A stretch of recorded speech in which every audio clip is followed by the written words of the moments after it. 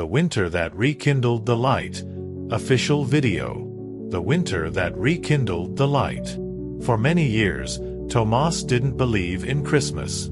It wasn't that he openly hated it, he was simply indifferent, as if it didn't exist. While others decorated windows, put up trees, and talked about family gatherings, Tomás kept working. More hours, more shifts, more silence.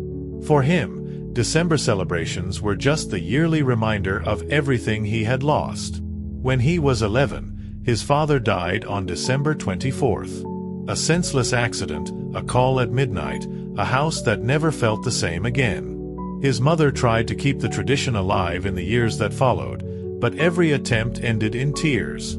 Over time, the tree stopped going up. The gifts disappeared. Dinners became quick and quiet.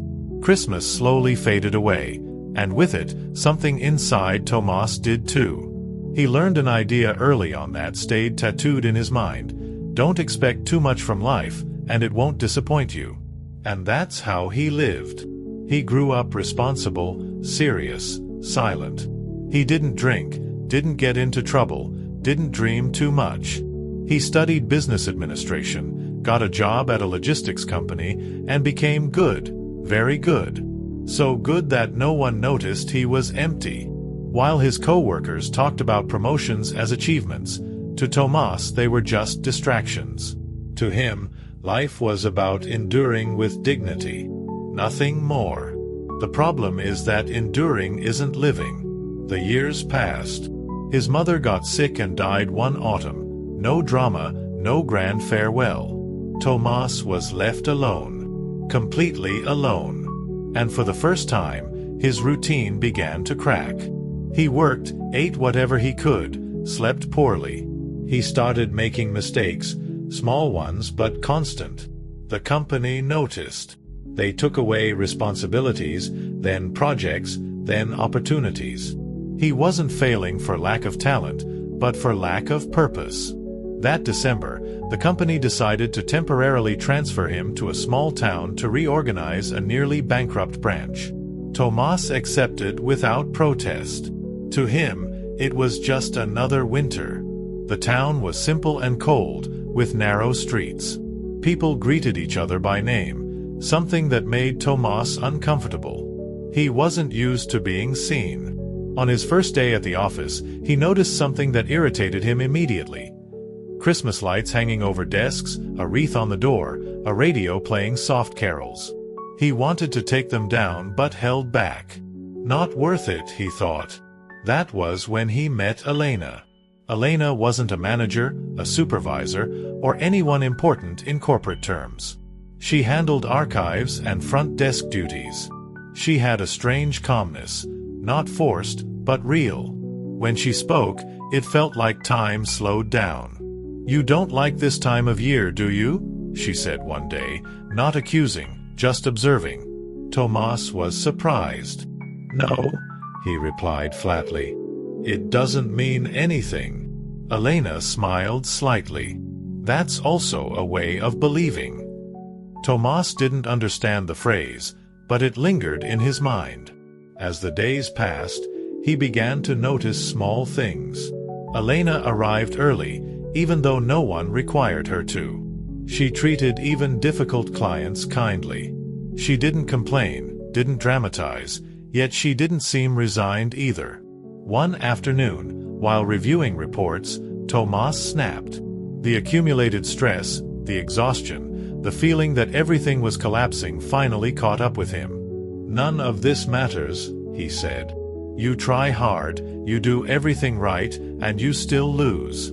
The dates, the lights, the nice words, it's all a lie."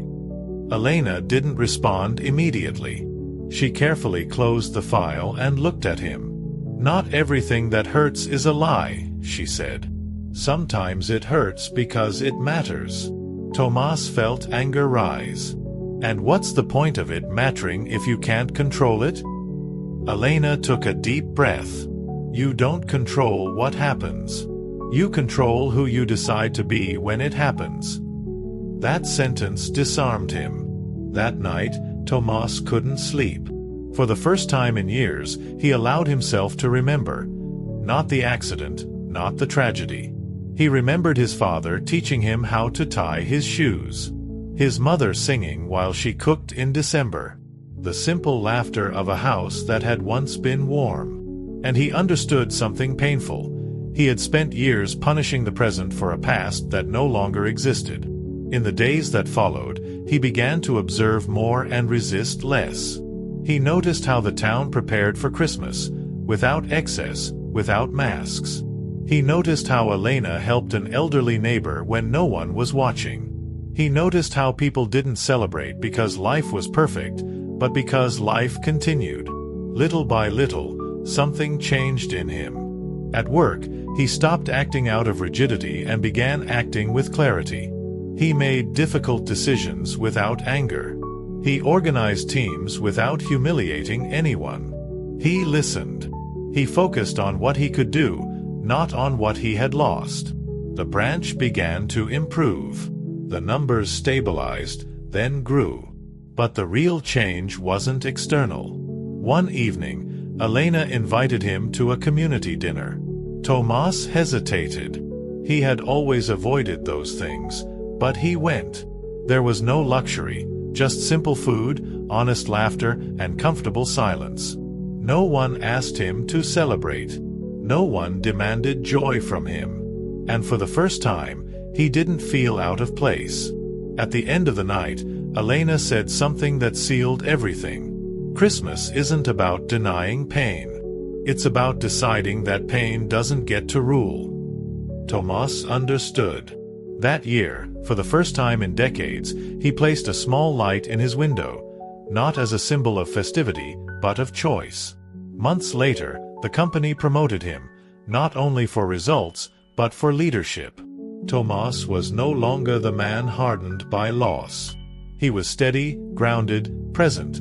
Someone who had learned that true wealth is not found in avoiding suffering, but in not losing your character when it arrives. He believed again, not in Christmas as a spectacle, but as a reminder that life, even in winter, can be lived with virtue. And that was his greatest success. Because Tomás didn't recover the past, he built something better, a present at peace. Are you interested in Stoicism, personal growth, and life stories? Then subscribe and turn on notifications so you don't miss any videos. And don't forget to follow us on all our social media platforms to stay connected with our community. Join the family of Stoic Stories.